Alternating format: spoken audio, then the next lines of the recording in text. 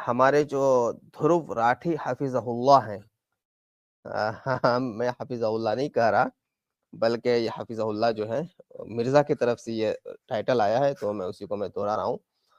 ध्रुव राठी हाफिज़हुल्लाह ताला मिनल जिन्नति वन्नास, अल्लाह ताला उनकी हिफाजत फरमाए।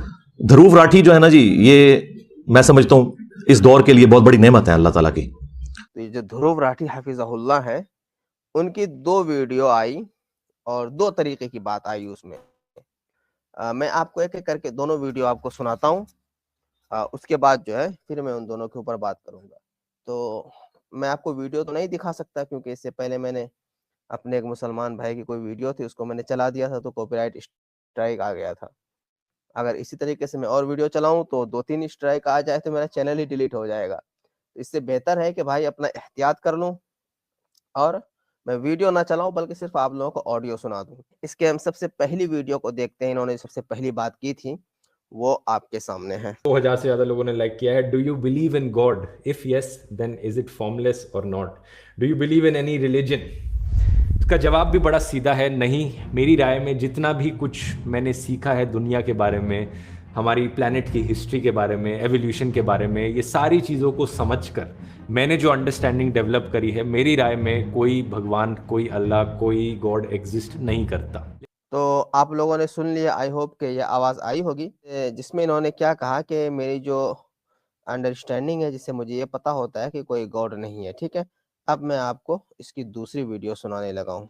अभी के लिए इस वीडियो को इस पॉइंट पर एंड करना चाहूंगा कि जितने भी इवेंट्स मैंने आपको बताए, ये सब प्री कंडीशंस थी। अगर ये चीजें ऐसे ना होती तो शायद लाइफ को कभी मौका नहीं मिल पाता उभर कर आने का। धरती का सूरज से एक सही डिस्टेंस पर होना, ना ज्यादा दूर ना ज्यादा पास। धरती का साइज सही प्रपोर्शन का होना, ना ज्यादा बड़ा ना ज्यादा छोटा, ताकि ग्रेविटेशनल पुल सही हो, सही तरीके के एलिमेंट्स को एटमॉस्फेयर में रखने के लिए, एग्जैक्टली वही गैसेस को एटमॉस्फेयर में रखने के लिए जो हम चाहते हैं। तीसरा, धरती के कोर में एग्जैक्टली सही अमाउंट की मैग्नेटिक फील्ड होना, एक ऐसी मैग्नेटिक फील्ड जो हमें सूरज की खतरनाक गामा रेज और एक्स रेज से बचा कर रखे। चौथा, सही मात्रा में वोल्केनिक इरप्शंस होना, जिससे कि एक सही अमाउंट का ग्रीन हाउस इफेक्ट देखने को मिल सके। अगर ग्रीन हाउस इफेक्ट ज्यादा एक्सट्रीम हो जाता है तो ज्यादा कार्बन डाइऑक्साइड देखने को मिलेगी, ऑक्सीजन नहीं होगी, और वही हालत होगी जो वीनस प्लैनेट पर होती है। लेकिन अगर ग्रीन हाउस इफेक्ट कम होता है तो वही हालत होगी जो मार्स पर होती है। ज्यादा ठंड होना, एक स्ट्रॉन्ग एटमॉस्फेयर ना मेंटेन कर पाना, और सफिशिएंट अमाउंट में लिक्विड वाटर ना होना। तो दोस्तों, एक चीज का एहसास आपको ये सब सुनकर हो जाना चाहिए कि जो भी कुछ हुआ है वो बहुत ही अद्भुत है, और इस इतनी सारी अलग अलग सही चीजों का एक साथ हो पाना इतना रेयर है, इतना रेयर है। शायद यही कारण है कि आज तक हम कभी किसी एलियन लाइफ को नहीं ढूंढ पाए। तो पहली वीडियो में उन्होंने जो बात कही है कि जितना भी जो कुछ भी मैंने सीखा है दुनिया के बारे में, हमारी प्लानेट के बारे में, प्लानेट की हिस्ट्री के बारे में, एवोल्यूशन के बारे में, इन सारी चीज़ों को समझने के बाद मैं जिस नतीजे पर पहुंचा हूँ, वो ये है कि कोई गॉड नहीं है, कोई खुदा नहीं है, ठीक है? कोई गॉड एग्जिस्ट नहीं करता। अब आते हैं हम इसकी दूसरी वीडियो में। दूसरी वीडियो में इन्होंने कहा है कि जितने भी इवेंट्स हुए हैं, ये सब प्री कंडीशंस थी। अगर ये चीज़ें जिस तरीके से हुई हैं, उस तरीके से ना होती, तो शायद लाइफ कभी भी नहीं मिल पाती। यानी लाइफ को उभर कर आने का मौका नहीं मिल पाता। और उन्होंने कई बातें की, धरती का सूरज से सही डिस्टेंस पर होना, ना ज़्यादा दूर, ना ज़्यादा करीब। यानी कि इनकी तमाम बातों से जो अंदाज़ा लगा वो यही है कि, और हकीकत भी है ये, कि अगर ज़र्रा बराबर भी 19-20 हो जाता, ज़र्रा बराबर भी ये पूरी की पूरी कायनात जिस तरीके से है, इसमें ज़र्रा बराबर भी कमी या ज़्यादती हो जाती, तो लाइफ एग्ज़िस्ट करना तो बहुत दूर, शायद ये निज़ाम पूरा सिस्टम ही इस तरीके से नहीं होता, ठीक है? तो इन तमाम बातों को कहने के बाद इस ध्रुव राठी साहब ने कहा कि एक चीज़ का एहसास आपको ये सब सुनकर हो जाता है कि जो कुछ भी हुआ है वो बहुत अद्भुत हुआ है। ये ध्रुव राठी साहब ने कहा कि जो कुछ भी हुआ है वो बहुत अद्भुत हुआ है ना? और इतनी सब अलग-अलग चीज़ों का एक साथ हो जाना बहुत रेयर है, बहुत रेयर है। ये ध्रुव राठी साहब की वीडियो से ये बात समझ में आई, ठीक है? अब मैं यहाँ से कुछ मैं पूछना चाहता हूँ कि इतनी सब अलग-अलग चीज़ों का एक साथ हो जाना, इन्होंने जो कहा है बहुत रेयर है, तो ये पूछना चाहता हूँ कितना रेयर है? ये जितना भी रेयर हो, तो इसको आपने छुपा लिया।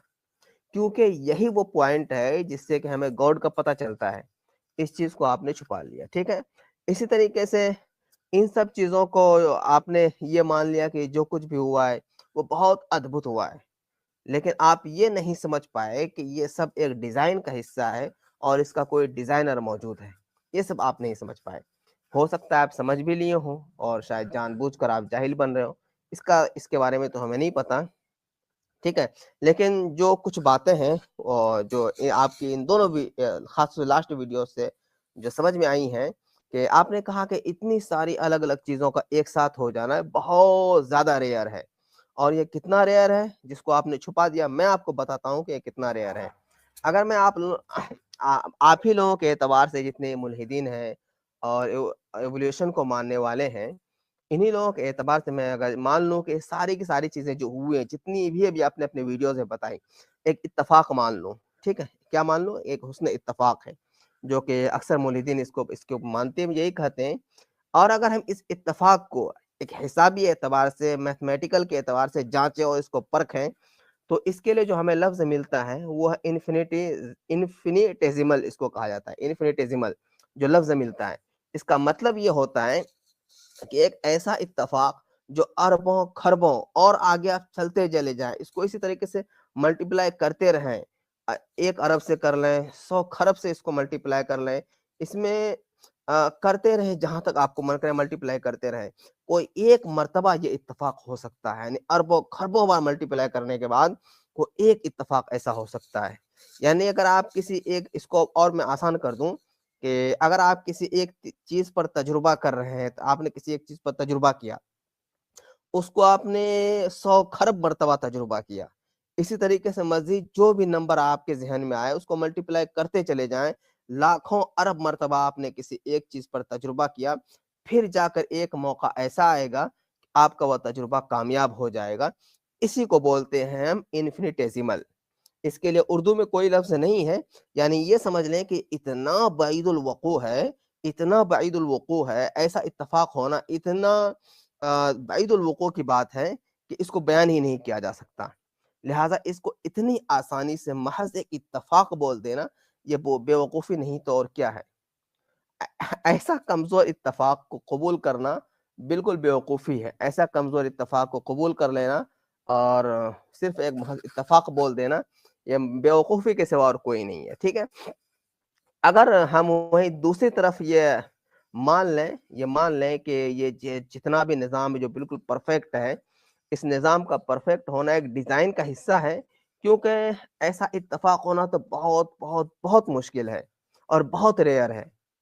लेकिन ये अगर हम ये मान लें कि किसी डिज़ाइन का हिस्सा है, तो ये बहुत आसान है कि किसी डिज़ाइनर ने इस कायनात को डिज़ाइन किया है, ये बात भी समझ में आने वाली है और ये बात भी हमें लॉजिकल मालूम होती है। लेकिन आपने अपनी उस वीडियो में जो ये कहा कि ये जो कुछ भी हुआ है, बहुत अद्भुत हुआ है और ये ऐसा होना बहुत रेयर है और कितना रेयर है, इसको आपने छुपा दिया। इसको आपने छुपा दिया। जो मैंने आपको बताया था कि ये कितना रेयर है। जो मैंने आपको बताया, लाखों, अरबों, खरबों मर्तबा अगर आप किसी एक नंबर को मल्टीप्लाई करते रहे, जब जितना आपके ज़हन में आता रहे उसको मल्टीप्लाई करते रहें, तब जाकर कहीं एक मर्तबा ऐसा इत्तेफ़ाक होगा कि आपको वो नंबर मिलेगा। एक मर्तबा वो इतना दूर बैदुल वुक़ू है ये और इसके ऊपर आप यकीन करके चलें और इसको आप मान लें तो ये कहाँ की बात है। तो मैं यही कहा था, मैं ध्रुव राठी साहब से मैं आपसे रिक्वेस्ट करता हूँ कि भाई आप बहुत अच्छे इंसान हैं। आप कॉन्सेप्ट ऑफ गॉड को समझने की कोशिश करें। आप एवोल्यूशन को पढ़ करके आप गॉड का इनकार नहीं कर सकते ना। मैं आपको एक मिसाल देता हूँ कि आपने कहीं पर एक गाड़ी देखी और उस गाड़ी को देखते ही आपके ज़हन में ये फ़ौरन ये बात आई, इसका कोई न कोई बनाने वाला है, कोई न कोई इसका डिज़ाइनर है जिसने इसको डिज़ाइन किया है, कोई न कोई इसका है। लेकिन कुछ दिन के बाद आपको वो गाड़ी बनाने का पूरा तरीक़ा पता चल गया कि ये गाड़ी किस तरीके से बनी है, किस तरीके से ये गाड़ी डिज़ाइन हुई है। तो अब आप ये कहने लगे, चूँकि अब आपको ये गाड़ी बनने का पूरा तरीक़ा पता चल गया, आपको ये डिज़ाइन किस तरीके से हुई गाड़ी, ये तरीक़ा पूरा पता चल गया। अब आप ये कहने लगे कि इसका कोई बनाने वाला ही नहीं है। तो भाई ये कितनी बड़ी बेवकूफ़ी की बात है। महज़ तरीक़ा पता हो जाने से किसी चीज़ का आप उसके बनाने वाले का ही इनकार कर बैठे हैं। ये कहाँ की अक्लमंदी है भाई? ठीक है, आप एवोल्यूशन पर ईमान लाते हैं, है ना? इसके ऊपर आप अंधा यकीन करते हैं, लेकिन इससे ये बात कहाँ से साबित हो जाती है कि कोई गॉड ही नहीं है? इससे ये बात तो कहीं साबित नहीं होती है। लेकिन उसके बावजूद फिर लोगों का ये दोगलापन, ध्रुव राठी साहब हैं, मैं आपसे भी कहूँगा कि आप इस दोगलेपन से बाहर निकलें। एक वीडियो में आप कहते हैं कि कोई गॉड नहीं है, दूसरी वीडियो में फिर आप बातें ऐसी करते हैं जिससे कि गॉड की तरफ इशारा मिले। ये खुद को कॉन्ट्रडिक्शन भी करते हैं ये लोग, इस तरीके की बात करके। भाई, कब तक आप इस हकीकत से मुँह फेरते रहेंगे? अगर मैं गॉड को ही साबित करने लगूँ तो पूरी स्ट्रीम इसी के ऊपर चली जाएगी, निकल जाएगी पूरी स्ट्रीम। तो मैं आपसे रिक्वेस्ट करता हूँ कि आप पढ़ने लिखने वाले आदमी हैं, थोड़ा और पढ़ें लिखें, कॉन्सेप्ट ऑफ गॉड को समझने की कोशिश करें। आप अलग-अलग आर्गुमेंट हैं, आर्गुमेंट ऑफ कंटिजेंसी है, इसको पढ़ें, आर्गुमेंट ऑफ ओरिजिनेशन है, फाइन ट्यूनिंग आर्गुमेंट है ना? आर्गुमेंट फ्रॉम लिमिटेशन है, ऑन्टोलॉजिकल आर्गुमेंट हैं, कॉस्मोलॉजिकल आर्गुमेंट हैं। ये सारे के सारे इन सब चीज़ को पढ़ें आप, समझें, क्या है ये? उसके बाद फिर आप बात करें, या कम से कम आप किसी मजहबी इंसान से, जैसे मुफ्ती यासिर नदीम अल-वाजदी साहब हैं, कभी इनसे ही बैठकर किसी वीडियो में बातचीत कर लिया करें, तो यकीन मानिए आपके सोचने का नज़रिया ही बदल जाएगा आपका। बिल्कुल ये तरीका ही बदल जाएगा आपके सोचने का। तो ये कुछ बातें थी जो ध्रुव राठी हफ़िज़हुल्लाह को मैं कहना चाह रहा था कि भाई, इससे ये साबित नहीं होता कि कोई गॉड नहीं है, बल्कि आपकी ये जो बातें हैं उल्टा गॉड के होने की ही तायद करती हैं। तो बहरहाल चलें, अब कुछ नहीं कहा जा सकता, जो बात हक है वो आप तक मैंने पहुँचा दिया। अब हम आगे बढ़ते हैं, हमारे साथ जनाब जॉर्नो हिंदी साहब ज्वाइन हुए हैं। अगर आप इसके ऊपर कुछ इज़ाफ़ा करना चाहें, कुछ बात करना चाहें तो करें, और तब तक मैं लिंक को पिन कर देता हूँ। बहुत ज़बरदस्त तबसरा था आपका, अल्लाह आपको इसका ठीक अज़र दे। माशाल्लाह ध्रुव राठी साहब बहुत ज़्यादा मशहूर है, बहुत ज़्यादा जाने जाते हैं और लोग उनको इस तौर पर देखते हैं कि ये बंदा जो बात करता है, ये एक समझ में आने वाली बात करता है। लेकिन यहाँ पर ज़ाहिर-सी बात है, हम उनसे इत्तेफ़ाक नहीं रखते उनकी फ़िक्र को लेकर के खुदा के वजूद पर जो उनकी फ़िक्र है। तो मैं यही कहूँगा लोगों से कि आप किसी भी यूट्यूबर को, चाहे वो कितना ही ज़्यादा बैलेंस्ड दिखता हो, कितना ही नॉलेजेबल हो, आप आँख बंद करके यकीन ना करें। आप देखिए कि एक समझदार बंदा, इतना समझदार बंदा, वो भी जो है एक इतनी सी बात नहीं समझ पा रहा है कि हर वो चीज़ जिसकी शुरुआत होती है, उसे कोई ना कोई शुरू करने वाला दरकार होता है। और इस पूरे यूनिवर्स की शुरुआत हुई है, वो खुद कह रहे हैं। वो खुद कह रहे हैं कि इस यूनिवर्स की शुरुआत हुई है।